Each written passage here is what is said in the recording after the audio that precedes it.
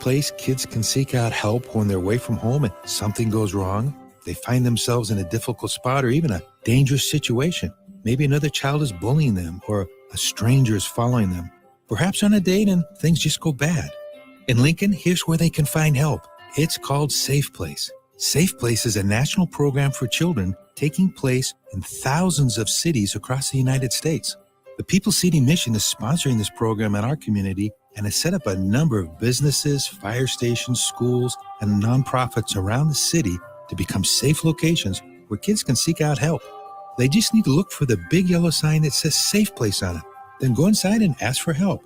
We will be quickly connected to them and ensure they make it back home or to whatever resources are needed. If you'd like to find out more about Safe Place and ways in which you can get involved, just go to pcmlincoln.org. Remember, when we all do a little, we change a lot. School taught you all about the 4 seasons, spring, summer, and so on. And then there's the way we really tell what time of year it is in sports seasons. Football season, baseball season, or off season. But what's the chocolate season? Well, it's now. And now, and now, and always. Whether you're looking for a caffeinated pick-me-up on the way to work, a little snack on the way home, or you need the perfect gift that's sure to be appreciated, it's time for the chocolate season. 40th and Old Cheney, or order ahead at thechocolateseason.com. This is Lincoln's home for sports talk on the FM dial. Also online at theticketfm.com. On the internet. KNTK FM Firth, 93.7 The Ticket. Welcome in to the Get Your Happy On Hour, featuring former Husker receiver Ricky Simmons. Hey, we're here. Welcome to the Get Your Happy On Hour. I'm your host, Ricky C. Simmons on 93.7 The Ticket. We got a guest tonight. He's working out a couple of things right quick, so we're going to start the show, and hopefully he'll get in here shortly. Like, I give a big shout-out to Matt Warner and Empire Fencing in Waverly, Nebraska. Man, that's a team of good people. You know, good people are very hard to find, and I'm just very impressed with Empire Fence, man. Just the way y'all go about your business, I think is very impressive. So I want you to understand something. If you got fencing needs, Empire Fencing would probably be your first and only choice that you need. Well, I want to give a big shout out to the Lincoln Stars. I got the opportunity to do a puck drop, and you talking about terrified? I was the happiest person in the world to see them put carpet out there because I cannot ice skate. I grew up in Texas. We don't know nothing about no ice skate, but I got a chance to do that, and it was really fun, and I'm honored, and I just want to say thank you, Lincoln Stars, for giving me that opportunity. You know, I don't take anything for granted. So doing that for the Lincoln Stars tonight kind of showed me a different side, man, of things that I have never really witnessed. So the good thing is always stay positive. No matter. Shut that for me. Being negative is very easy to do. And I want you guys to know that. I think we might have I think my guest might be tuning in. Is that true? You gonna go out the garage? Okay, is that Coach Huey out here in the background? Because I can lock your front door if I just hit the lock. Well, hey, look, I'll tell you cool. what. Thanks. Coach Huey hears me. Hey, Coach Huey, can you hear me? Hello. Hello, this is Ricky C. Simmons. I'm out here. Coach Huey, can you hear me? I don't think he can hear me. Have a great day, and remember to get your. Okay, well, I don't know what's going on. I think he's having some technical difficulties, but we'll try to get that worked out here in a minute. But my guest tonight is none other than my former college coach. His name is Gene Huey. I hope we get that worked out. If not, then we'll try to make the best out of it. Try one more time to see if Coach Huey can hear us. Coach Huey, are you there? I'm here. There we go. Okay, Coach Huey, you in the building. I was just wondering if you would hear me, and I tried, and I couldn't. I heard you calling me on the phone, so we made it work, Coach. Well, my neighbor made it work. Okay, well, that's all right. You tell your neighbor I said thank you very much because I was I was kind of concerned there for a minute, but somehow it worked out, and that's okay with me. Well, hey, Coach, first of all, I want to say welcome to the show. Well, Rick, it's a pleasure. I mean, I know you've had some very fine guests on over the period of time, and it's an honor and a privilege to be here. Well, thank you. I mean, it means the world to me that you took time out to do this. Well, Coach, I'll be honest with you. I want to get right in because I think it's important that the listeners get a chance to hear from you about you. You know, a lot of times, only thing we hear about, whether it be a former coach or a former player, it's always secondhand information. So we're going to hear from you tonight. I want to start with, where'd you grow up, Coach?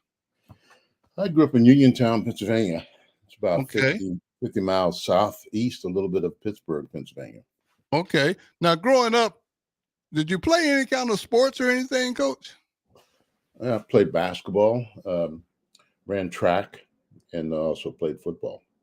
Okay. Now, Coach, I got to ask this. Growing up playing all these sports, when you went to high school, what high school did you go to there? It was Uniontown High School, right there in Uniontown, Pennsylvania. So you're a one high school town? We're at the time we were, yes. It was AA football. Probably maybe 1,500 students in grades 10 through 12. Wow. Okay. So, I'm glad I get to ask these questions because, you did your share of questioning me, and we'll get to that part later. But yeah. I want to know, what was your favorite sport? Football, obviously. That's what I and best. Yeah. So after you got done in high school, what happened next in Coach Huey's life? Well, I was able to go to the University of Wyoming in Laramie, Wyoming. Paul Roach was recruiting Western Pennsylvania. Okay. Fred Enswine was a baseball player at Wyoming back in the late 50s, early 60s, and he was an assistant football coach at my high school. And so that was the connection at first. And Lee Countenball was our head football coach. Was a Clemson grad, grew up in Western Pennsylvania himself. And so he was our high school football coach. And through he and Paul Roach making that connection, and Paul recruited me to Wyoming in 1965. Okay. So that had to be kind of a little bit of a culture shock to go from where you grew up to Wyoming, or was it? It wasn't, Rick, because I grew up in a very diverse community there in Uniontown.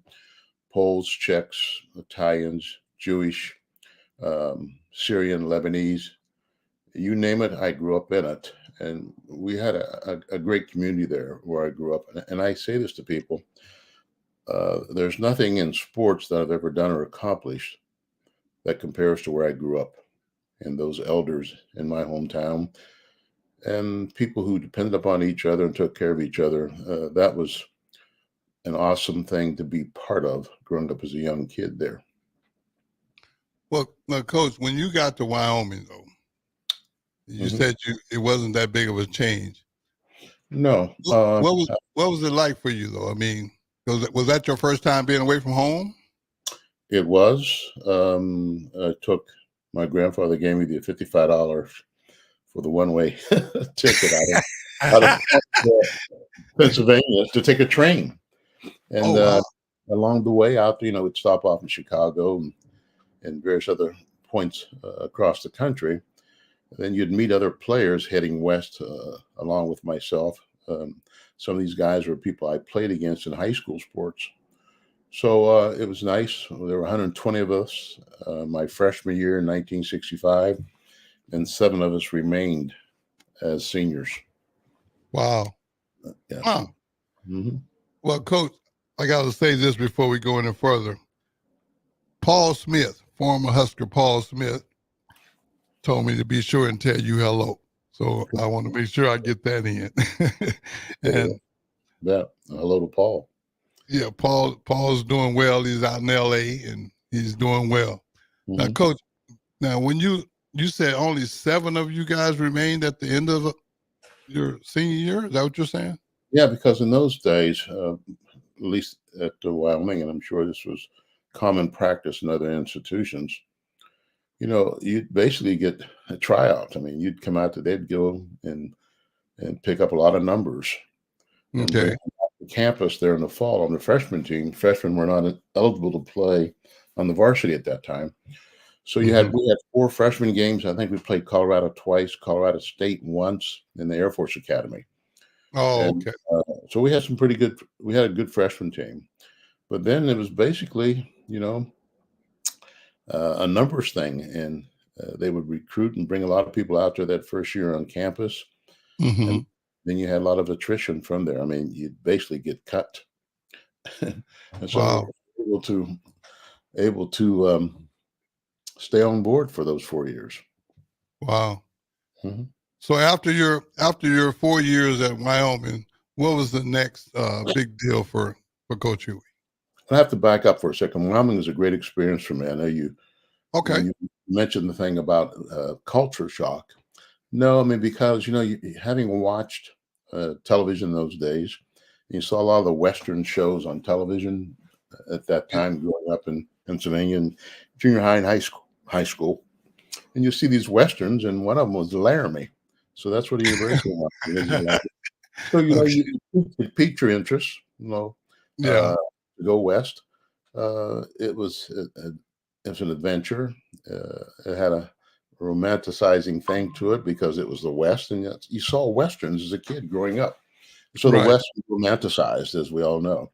So to get out there with a Foot Locker and have a cowboy pick you up and throw your Foot Locker on the back of a pickup truck and take you to the dormitory, I welcomed it.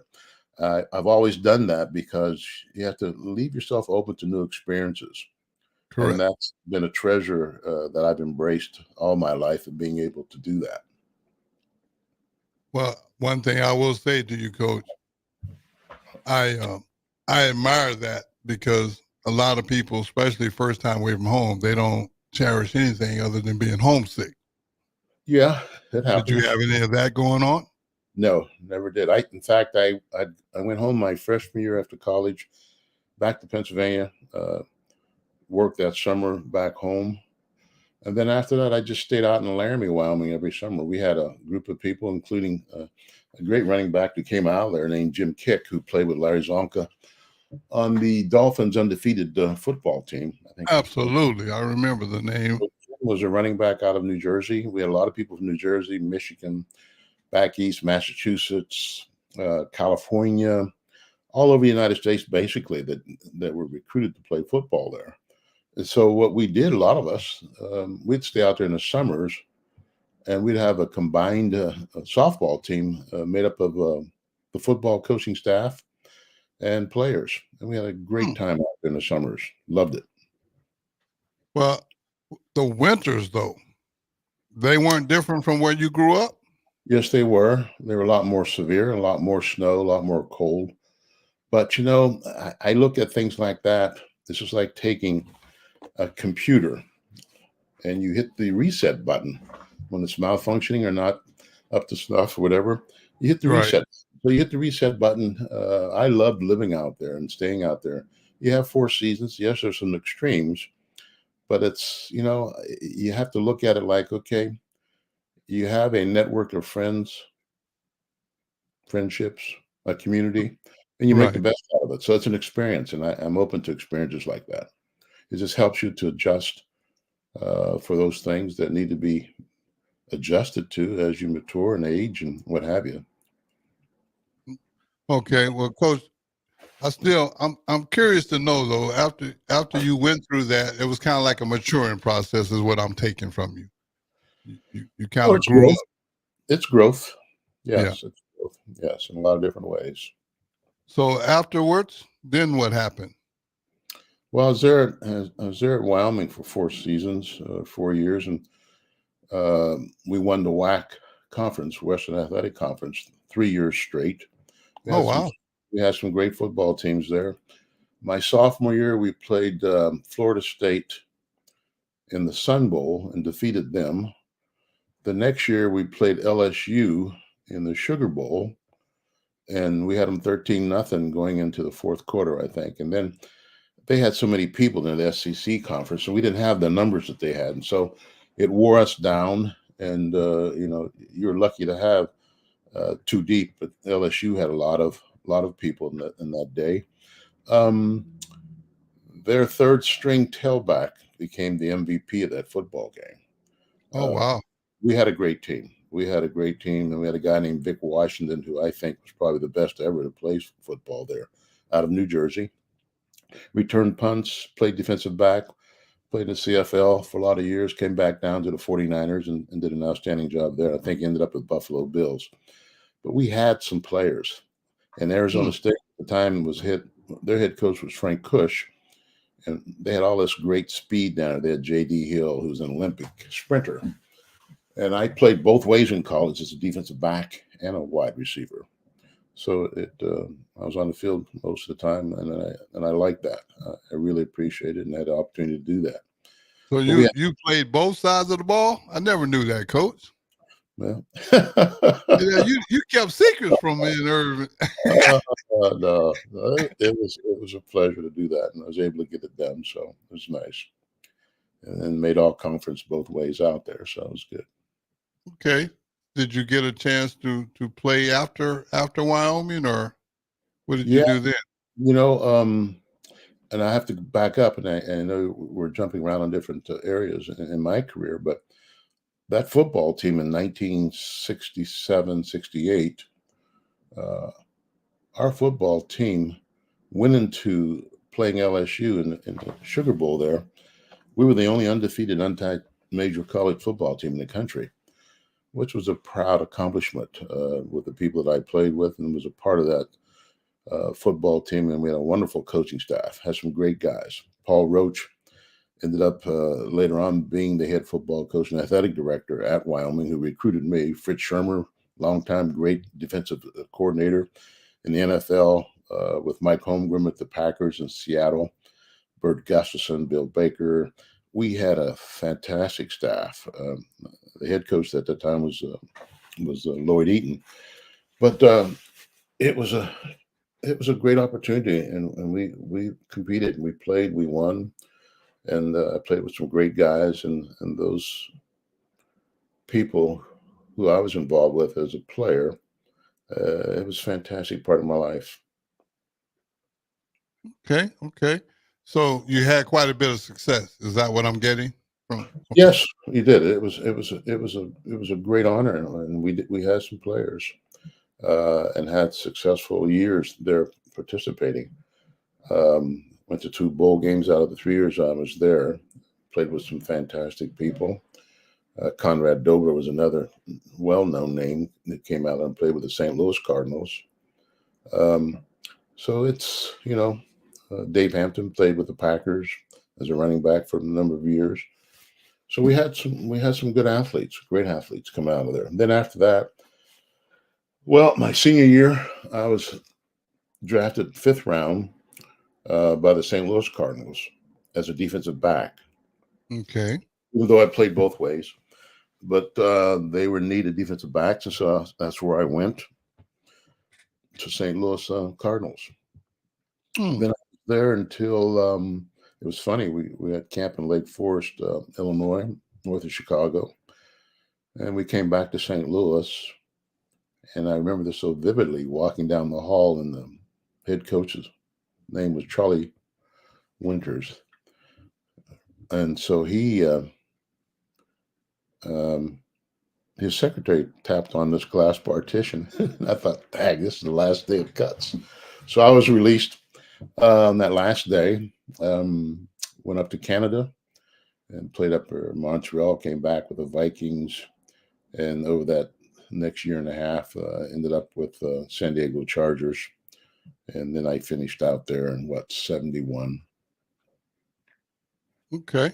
So your career in the NFL lasted how long again? Short-lived. Short-lived. Okay. To an early young retirement, but it was okay. It was a good experience. And then I went back to Wyoming after that, finished school, started work on a master's, and then I was a graduate assistant football coach, working with the secondary. And the guy who was there at the time was a secondary coach named Leon Burtonette. Leon was a fantastic coach, and I learned a lot of good coaching skills from him. In fact, he was responsible on both ends of my career, along with Paul Roach. Yes, but Leon was a graduate. I was his graduate assistant coach in Wyoming, and then fast forward 23 years of college coaching in various places. I was a freshman coach in Wyoming, then went down to New Mexico for 4 years, and Nebraska for 10, from 77 to 87, back to Wyoming as an offensive coordinator, assistant head coach. And those were titles only. Paul wanted to groom me possibly and have a chance to become the head football coach at Wyoming. There's no guarantees. I left Nebraska in 87, having spent 10 years there, which was an honor and certainly a great tribute to be there. I had a cousin, Ben Gregory, who played there from 64 to 68. And he was a co-captain when Bob Devaney was the head coach at the time. And Bennett's son, Morgan Gregory, also played there. And Ben and I grew up in Pennsylvania. We were first cousins, but basically we're 9 months apart in age. Basically, he was my hero growing up in high school. The way he carried himself, the way he conducted himself, and certainly his athletic abilities and talents. Then Coach Devaney, John Melton, recruited him, along with some other Western Pennsylvania guys, to Nebraska. And he went out there in 64, played running back, was a great player, was a co-captain there on their team. Got drafted by the Buffalo Bills, and then he tore up a knee and was out of it and started coaching in the Denver public school system down there, and was a fantastic football coach. He coached Rashawn Salam, the Heisman Trophy winner, as a running back out of Colorado. Right, yes. He coached. He actually won a Heisman, I believe, didn't he? Yeah, he coached Eric Bieniemy, who's in the league and is a coordinator, and hopefully will get a head coaching job in the NFL. And Lamont Warren, who I coached here at the Colts, was a running back. So my cousin had worked with all three of those players at Colorado, and Bill McCartney was the head football coach there. Now, I heard you mention Coach Melton. Now, he was coaching at Wyoming. Is that?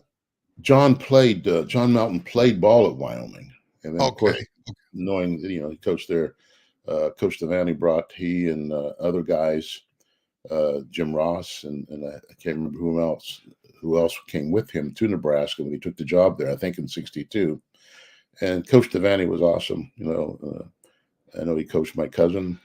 It was always great to be around him in conversation. In fact, it was he one time stopped me on the steps there in the football office. The job at Wyoming was open. It was back in the I want to say probably in the mid '80s or sooner. And he just stopped me one day on the steps and said, "Hey, Gene, you ought to try to interview for that Wyoming head football job." And at the time, I was not ready to be a head football coach or even a coordinator, but he thought that, hey, maybe this will give you some experience to do it. And I interviewed in the Denver airport. Obviously didn't get that job, but it was through Bob Devaney's efforts and his belief in me as a person, as a football coach, and my talents and abilities. People advocate for you. Right. Correct. Leon Burtonette at Wyoming and others who've been in my professional career and life were advocates. And I certainly appreciated that very much. So, Bob Devaney, you guys got a history. So when he came to Nebraska, I tell you what, before we go into that, I'm going to take a quick break, Coach, and we're going to come right back, and we're going to get into more of this conversation with Coach Huey. This is 93.7 The Ticket. It's the Get You Happy on Hour. We'll be right back.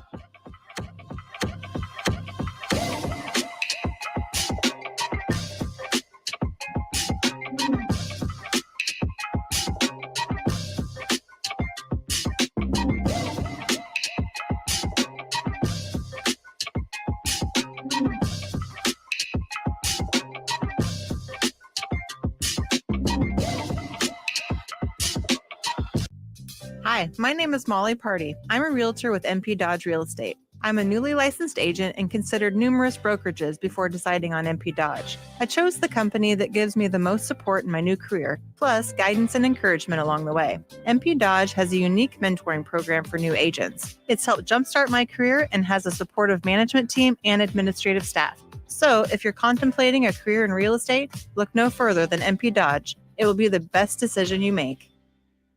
Tune in to the Malone Radio Show from 9 to 10 p.m. every Sunday night to learn more about the Malone Center's goal to eliminate multi-generational poverty in Lincoln. It's the Malone Radio Show every Sunday night from 9 to 10 p.m. on 93.7 The Ticket and theticketfm.com. Are you working in or looking to get into the electrical construction industry? The electrical workers of Local Union 265 are now hiring licensed journeymen and apprentices and are offering great pay and benefits. Call Mike at 402-875-1034 to apply. Start your electrical career today. I'm Chris Jackamick. I served in the United States Air Force and I deployed 3 times. So in 2017, I was serving as an Air Force First Sergeant. Our motto in that role is my job is people, everyone is my business. But unfortunately in that year, I would lose my own brother, Lance Corporal Adam Jackamick, to suicide. The majority of veteran suicides are from guns. I store my weapons securely, not only for myself, but for my family. Store all your guns securely. Help stop suicide. My service never stops. Brought to you by End Family Fire and the Ad Council. On the Block with Strick and Austin. We're speaking to Husker baseball assistant Lance Harvell. Seemed like there was a pretty heavy focus on the JUCO ranks this offseason. What went into the decision behind that approach? There's something about junior college baseball. You know, if you've been through it, you know that life is what it's about. You number one, you gotta have a passion to play baseball. You gotta grind. Those guys are tough. They're playing double headers, every time out. So you know kind of what you're getting. Weekdays from 2 to 4 on 93.7 The Ticket and theticketfm.com. Liberty Law Group is committed to the defense of liberty for those accused and the pursuit of justice for those injured. Liberty Law Group's relentless trial attorneys specialize in criminal defense and personal injury law. We believe in treating every client with respect, compassion, and understanding. We know that navigating the legal system is stressful and overwhelming, but Liberty Law Group will carry that burden for you. When you're facing legal issues, make the right call. 877-42-LIBERTY. That's 877-42-LIBERTY. Okay, it's time to sell the house. How do we even begin to choose from the hundreds of realtors in town? Easy. We make a pros list. You mean a pros and cons list? No, just a pros list. We need someone with pro photography to showcase the house in the best possible way, pro marketing to make sure we get maximum exposure, pro negotiations so we know we get the best price. This is one of those times where you already know the right answer, isn't it? You know it is. Ben Bleicher and Professional Realty Group. Contact Ben Bleicher and the team at Professional Realty Group of Berkshire Hathaway's Home Services Ambassador. Online at prg-ne.com. Action Plumbing, Heating, Air, and Electric is the call I make when I have a need for plumbing services. Whether it's for my home or office, if I need a repair to a water heater, softener, or even my garbage disposal, I know I can count on Action to help. In one simple call, their amazing customer service team promptly schedules a service call, often getting to my needs within a day. Action delivers honest, quality services we can count on. To learn more, visit actionlincoln.com. Load up on meat and more this winter at the Mercado by Certified Piedmontese at 84th and Havelock. This week's specials through February 20th are fresh cut ribeye for just $17.99 per pound and buy two, get one free on Montoya potato gnocchi. And don't forget about lunch on Fired Up Friday from 11 a.m. to 2 p.m. Locations at 84th and Havelock and 30th and Yankee Hill in Lincoln or 168th and Maple in Omaha. Get to the Mercado today for the best meat in town. Back to the Get Your Happy On Hour, featuring former Husker receiver Ricky Simmons. Hey, we back. Coach Huey, you still with me? Still with you, Rick. You bet. Okay, well, I just want to say this. I really appreciate Brett down in Tulsa checking out the show, too. Thank you, Brett. That means a lot to me. I know you're a pretty loyal follower, and I just want you to know this, not taken for granted. But, Coach, now we were talking before the break. You was telling me about your connection with Coach Devaney and Coach Melton. Did that play I'm a guess and say that played a major role in why you ended up in Nebraska? Is that correct, or am I wrong? No, it's part of it. But I was at the University of New Mexico in Albuquerque from '74 to '77. Oh, okay. I was down there coaching receivers and stayed in the WAC and was able to do that for 4 seasons. And then at one time, I got a phone call from Coach Osborne.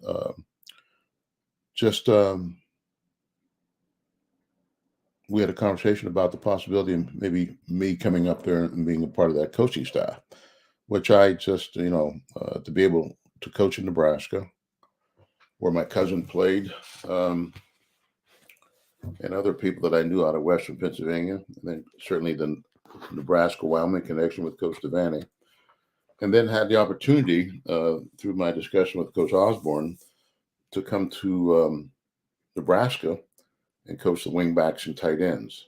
Jerry Moore was the split end coach at the time. And yes, I was excited about that opportunity to advance my own career, to coach in the Big Eight at the time was the conference, and to be a part of that great tradition of Nebraska football, as we all know. Correct. So you say you had a conversation about it with Coach Osborne. So apparently that conversation went well. It did, but he had contacted the head coach there at the time, Bill Mont, about the possibilities of me going to Nebraska. And once that was all agreed upon and what have you, then I came up there in the spring of '77. Yes. Oh, okay. Mm-hmm. So basically, before you came, you just barely beat me here. You're right. I came in '79. That's right. Yes. Yeah. Okay. Well, yeah. Well, Coach, that's some good there when I first got there. Tim Smith was one of the better players in the Big Eight at the time. Tight end named Ken Spaeth and Mark Dufresne, who I had a chance to work with. Curtis Craig was there. Rogers' brother was a wing back. Right. On there on that roster. I had some great players, and didn't you have one of my native Texans named Junior Miller? Junior certainly was a great football player. I mean, this guy could play wide out. He certainly played tight end and played it very well, and was a joy to watch and be around. He and Kenny Brown, who was a wingback, were two. Yep, I remember Kenny Brown. They were two great friends, and one of the funniest things, Rick, would be, I think we're over at Iowa State, and my room as a coach was next door to those two. It was Saturday morning. We're going to play a game that afternoon, and those two were over in that room. The walls were paper thin. They're over there laughing like crazy at cartoons. Iowa State. And those two great players. Junior, certainly, he was a #1 pick, Atlanta Falcons. And then he ended up playing with the Dallas Cowboys. But he was a great player and a fun guy to be around and work with. Had a big, deep laugh. Yeah. You can hear Junior a mile away. Very infectious. Right. And he worked there. He set up a business, he and his wife. Yeah. It was a bulk mailing business there in right. In Correct. fact, he had Miller Mailing, I think it was called. Yes, and at one time hired Coach Osborne's daughter Ann to work there, so that was neat. Yeah, to see, what his background was coming out of Texas, and Jerry Moore recruited him, and I had the opportunity to work with him as position coach. But what a great talent! Yeah, Big Junior was a handful for anybody on defense. He walked you back off that ball. I don't care who it was. And let me tell y'all, everybody, Coach Huey is a stickler for that. He wants everybody to be physical. And that's the one thing I didn't quite understand, because I was like, Coach, you must didn't watch any film on me in Texas. I ain't run over nothing. Yeah, but the thing about it is, Nebraska was a running game. And I remember one of my first meetings, I think you may have been in the room in that auditorium where we met. It was. No, that was a '77 meeting. Yeah, I came in '79. You came in '9, but anyhow, knowing what I knew about Nebraska at the time and its history, it was a running football team, the Big Eight. Yes. Nebraska had great backs, over the years. Frank Solich and my cousin Ben Gregory and Harry Wilson were on that backfield when Coach Devaney was the head coach. Certainly had Roger Craig. You had Mike Rozier. You had all these backs that were just fantastic. Jarvis Redwine, Yep, I am hip. I am hip. Even we'll have to put Tim Worth back in there too for what he Yep. at the time, and he had those kinds of people there that were just fantastic athletes. So you're going to run the football. There's no question you're going to run the football at Nebraska. So one of my first meetings, I opened up that auditorium door. I had a little blocking bag. I opened up the door. They couldn't see me. I don't know if you were in there at that time when I did it. And I just tossed that bag in the room. They didn't see who tossed it. It was just landed in the room. So that was just a point to be made that, men, we will throw the football and we will catch all 3 or 13 of them thrown, but we're definitely going to block. So we're definitely going to block on a running football team with these great backs. And that became the challenge, to divert the attention from, thinking you're going to be throwing a lot of footballs. Right. You're not going to be throwing a lot, but whatever are thrown, I want them caught, 3 or 13, as you know, I used to say that. But the big thing was the physical part of it and the blocking for those backs. You're changing the line of scrimmage with a line, then getting downfield in that second level. That required people to go in there and block, and I don't care who they were. Yeah, Pernell Gatson was a quarterback out of Omaha Central, I think. Mm-hmm. He was converted to a wing back. You had Dana Brenson. You had yourself. You played the split end, but Rob Schnitzler, Tim McCready, Schottger. We had Todd Brown. Out of Holdridge. Yep. And you had Mitch Crink, Junior Miller. Yeah. Williams. Well, we had you remember Dan Thrill Hill? Dan the Thrill, yeah. And one of those funny that he was running downfield that time, and I remember I can just still see Mitch Crink laughing. If the ball was thrown and Dan didn't get his head turned quick enough, and the ball wedged itself in his face mask, and I think he ran a step or two before he realized the ball was sitting in his face mask. Dan, great fun, as you well know. Yeah. But blocking was paramount. If you're going to play that position, you had to go in there and sacrifice your body and get after people. And one of the best at doing that was Irving Fryer. Along with pass catching abilities and talents, Irving was physical, and he accepted those challenges, which I greatly appreciated as a position coach. I remember playing in Wyoming over in Lincoln one year, and he cracked back on a player on the inside there. I think it was a safety, and it was physical. And Irving was that kind of a player. So he always chose those kinds of players that you wanted the others to emulate. This is where you're going to have to play it if you're going to play receiver here at this place. And that's well, I figured it out real quick because I really wasn't the physical guy, but I felt like if I don't get physical, I'm gonna be standing beside you with a baseball cap on. That's true. I didn't want to do that. Because one thing about you're much friendlier now than you were then. I'll just say that. Because you laugh and stuff. And you were nice to us off the field, but on the field, Coach, come on, man. You had a passion about yourself, and you were serious. Yeah, because that's always. I've always carried that, because if you're out there, it's my responsibility as a position coach, as a mentor, as a coach, whatever, to get the best out of that individual's talents and abilities. And then that individual has to be a part of that group. And we have to play that way, because no matter who's out there, people sometimes ask me, having coached here in the NFL for 19 seasons, who's the better running back, Edgerrin James or Marshall Faulk?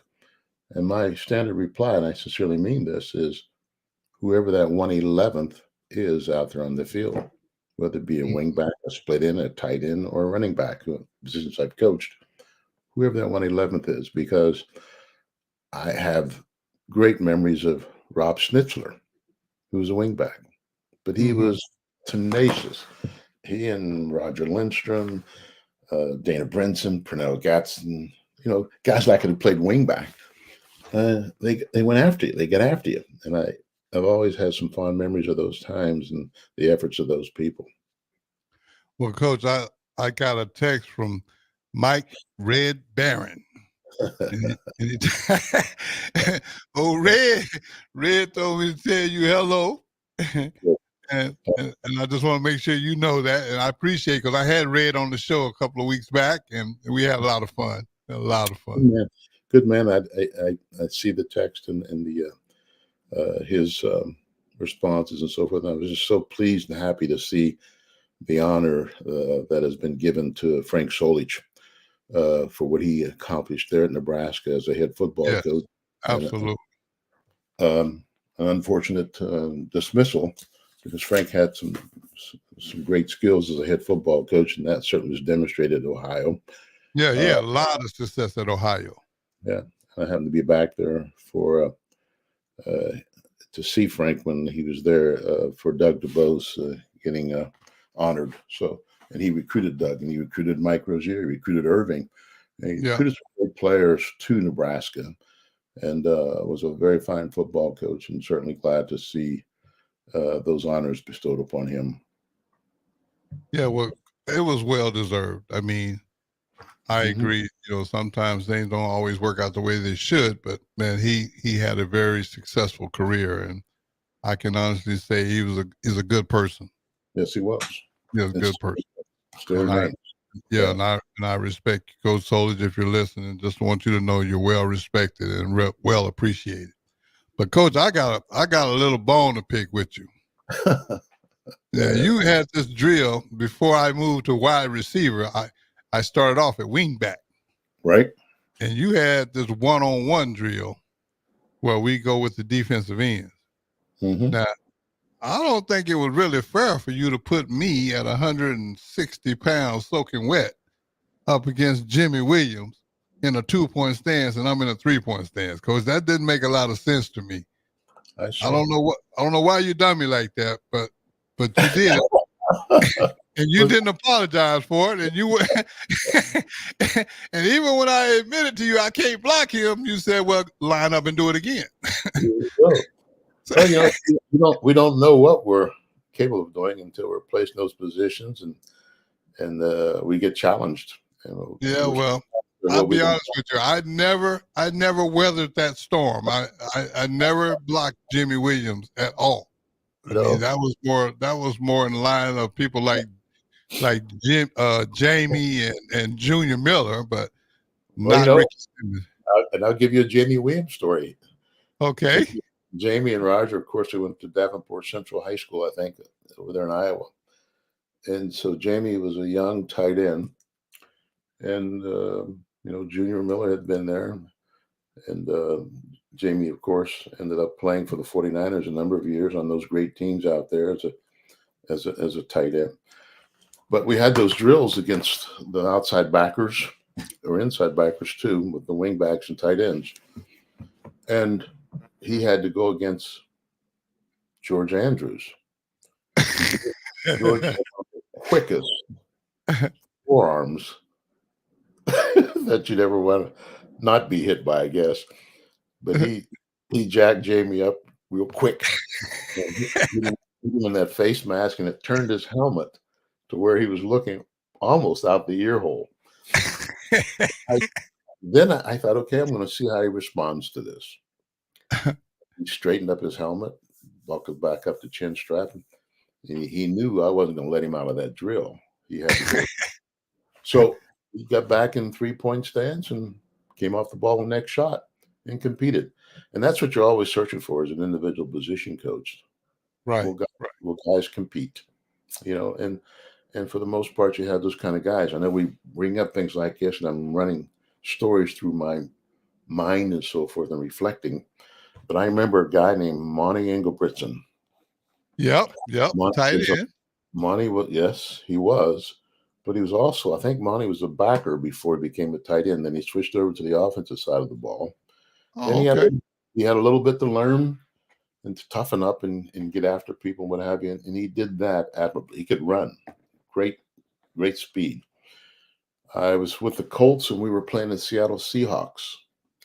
And I happened to be up in Seattle because we're going to play that game on a Sunday. And Monty was in a hospital up there for cancer. Uh-huh. And I think that's what he died from, terminal cancer. But he was one of the youngest ever supervisors in the profession and job that he had. And that didn't surprise me because he was a very talented young man. But to visit him in that hospital up there and to see where he was and fighting for his life, and you thought, here's a guy that played linebacker. That didn't work out for him. Then he was moved over to the offensive side of the ball and became one of our better and talented tight ends. And years later, I don't know how soon after that, but when I saw him in that hospital, he passed. And Mitch Krink and I drove out to his service there, and I think it was in the Grand Island, Hastings area. Mhm. I had to reflect back thinking, here's this guy, that there were question marks and what have you and so forth about his toughness and his abilities. And here he battled for his life. And it just makes you reflect on things. And those are all teaching moments that you remember about people and individual courage and talents. And that was one of them.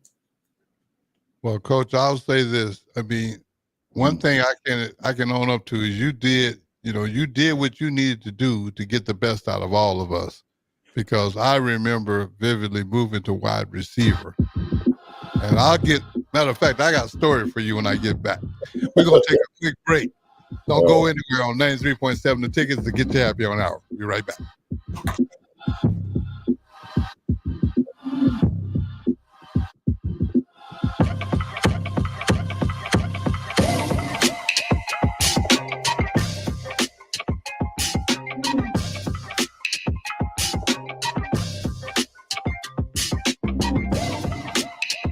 Tune in to the Malone Radio Show from 9 to 10 p.m. every Sunday night to learn more about the Malone Center's goal to eliminate multi-generational poverty in Lincoln. It's the Malone Radio Show every Sunday night from 9 to 10 p.m. on 93.7 The Ticket and theticketfm.com. Rico here with HIS Auto Care at 70th and Van Dorn, letting you know HIS is a great place to bring your vehicle for service. With superior service bumper to bumper, we'll treat your vehicle like it's your mother's. Doesn't get any better than that. So call 402-488-8934 and HIS Auto will make you glad you did. 5% off, mention this ad, and for sure your mother will be proud you called. 402-488-8934, HIS Auto Care, 70th and Van Dorn. God bless you. Working at Continental in Lincoln isn't a job, it's a career. And right now, they've raised wages again, and they're hiring for production operators at $24.62 per hour, which grows to $28.97 per hour within 3 years. Skilled trade positions now start at $33.36 per hour, with opportunities to make more based on certifications. Continental also has salary jobs available and great benefits, plus medical and prescription costs at very low premiums. Dental, vision, and life insurance are offered at no premium cost to the associates, with increased bonuses and vacation for new hires. To learn more or apply, go to continentaljobs.com with keyword Lincoln. Come work at Continental today. Introducing The Outlet by Sartor Heyman. The Outlet brings you luxurious Sartor Heyman quality jewelry at unbeatable prices. Shop our expansive inventory of overstocked merchandise and a vast estate collection that just hasn't found its home yet. This is your chance to own stunning designer jewelry at a fraction of the cost. Elevate your style at The Outlet by Sartor Heyman, where luxury and affordability meet. Downtown at 12th and O or online at sartorheyman.com. How was your drive to school? Let me tell you, I had to get my iced coffee first. I just can't seem to put it down. My favorite rapper just announced a tour. My phone was buzzing like crazy. I'm so excited. I had to text all my friends right then to talk about it. Then someone started calling me and... Let's try that again. I turned my phone off right away. I never drive distracted. Visit StopTextsStopWrecks.org. A message brought to you by the National Highway Traffic Safety Administration, Project Yellow Light, and the Ad Council. Hi everyone, Kendall Warnock, A1 Automotive in downtown Lincoln. The last few years have been wild, but we've been here for you through all the ups and downs, and we'll be here for you when you need us the most, for all your travels and for your day-to-day driving. With winter conditions causing problems all over town, the last thing anyone needs this year is constant car troubles. Let us help you drive in peace and make sure you drive to work and to winter destinations safe. A1 Automotive, 11th and L Street downtown, always honest answers. With the Planet Fitness Black Card, you don't just get a great workout, you get a great perk out because your membership is packed with perks. For $1 down and $24.99 a month, you'll get perks like access to any of our 2,400 clean and spacious locations. Bring a friend anytime and both work out with tons of equipment that'll give you that big fitness energy. Relax in the Black Card spa and more. Work out and perk out with the PF Black Card. Join for just $1 down and $24.99 a month. Hurry, this deal ends soon. See Home Club for details. Old School with DP and J. Do you think it's too early to talk about Patrick Mahomes as the greatest of all time? You know, to be honest with you, I think he might be on ahead of the pace. It was definitely on pace, maybe ahead of the pace. I think right now everything that he does is going to get overblown, and I think people so quickly forgot the 20-year run of the Patriots. Not 5-6 years, 20-year run of Tom Brady and the Patriots. On 93.7 The Ticket and theticketfm.com. Hey, it's Chad of the Nutrition Authority inviting you to stop in and check out the all-new complete post-workout recovery, CPR. CPR is ideal for anyone who works out or competes and wants to maximize results. CPR can only be found at Nutrition Authority. Stop in today and try a free sample or visit us at mynutritionauthority.com. Back to the Get Your Happy On Hour, featuring former Husker receiver Ricky Simmons. And we're back. Coach, we got about 6 minutes left, and I got to tell you this funny story right quick. I want you to think about this. I think it was the Oklahoma game in '83. And I think that play was 41 sprint draw, and it was always be having to crack back on a linebacker.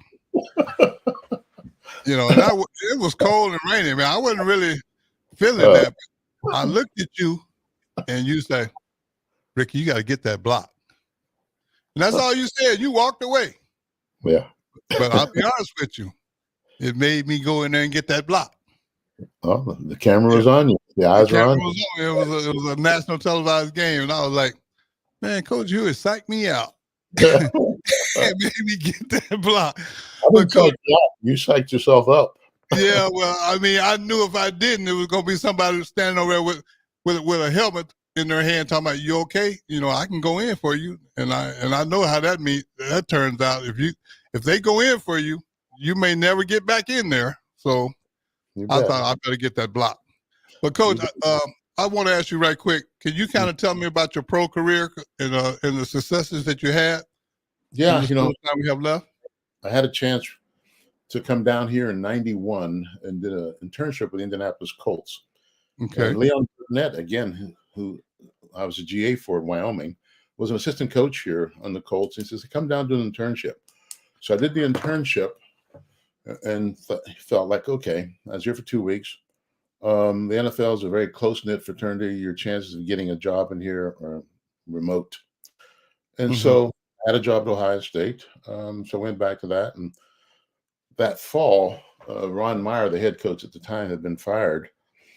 And then I had a call from several people who were involved with the Colts at the time, indicating that had they gotten the job, they would want to talk to me about the possibility of coming down and being a running back coach. Well, Ted Marchibroda used to be the head coach when they were the Baltimore Colts at one time.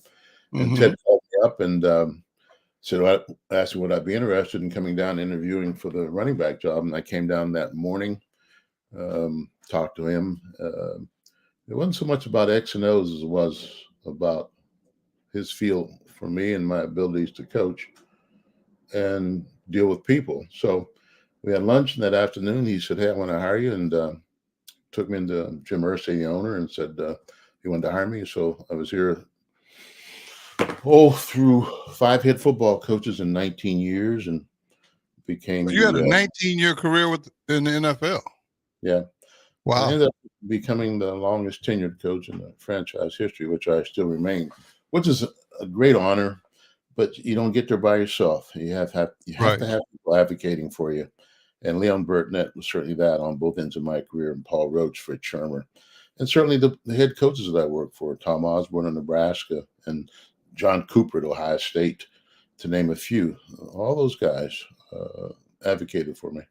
But Coach, I got to ask this one question. Yeah. Didn't you win a Super Bowl in Indianapolis? Yeah, 2006. Right. Okay, that's what I thought. I believe the head coach was Tony Dungy at that time? Tony was a head coach at the time, yes. Okay. And the thing that I really respected out of Tony, we had 2 running backs at that time, not Anthony Steele. Here I'm thinking about Slick. Slick Sticks. Yeah. Rest in peace. We had running back Joseph Adai, and then we had 2 backs at that time, and so I was able to go to Tony Dungy and say, "Listen, I want to start the other kids instead of the draftee, and I know you're going to catch flack about it, but one thing I respect about Tony, he said, Gene, keep doing it the way you've been doing it." So I ended up playing the other back, helped us get to a Super Bowl. It all worked out well that season. So I appreciate that. And I believe your quarterback was Peyton Manning, right? Exactly.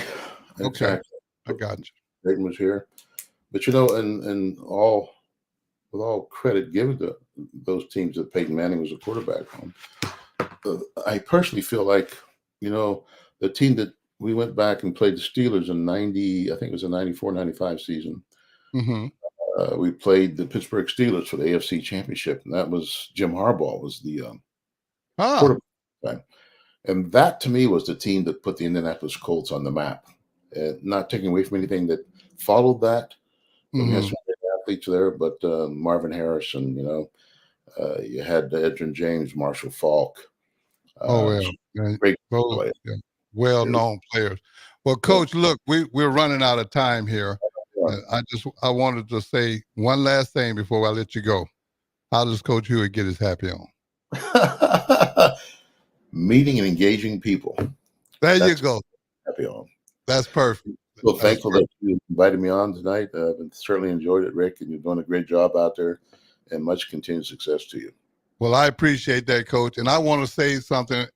I end my show the same way every week, and I'm not going to stop right now. So I'm gonna say it like this. Thank y'all for tuning in, and just understand one thing. Every day you blessed to say it's just another day in paradise. And no matter what, you got to get your happy on. Thank y'all for tuning in. We'll see you next Sunday.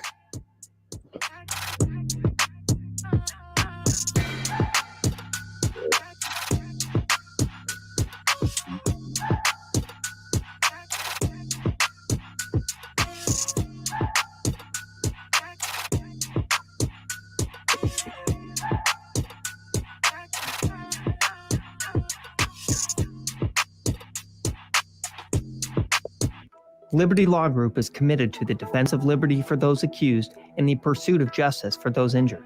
Liberty Law Group's relentless trial attorneys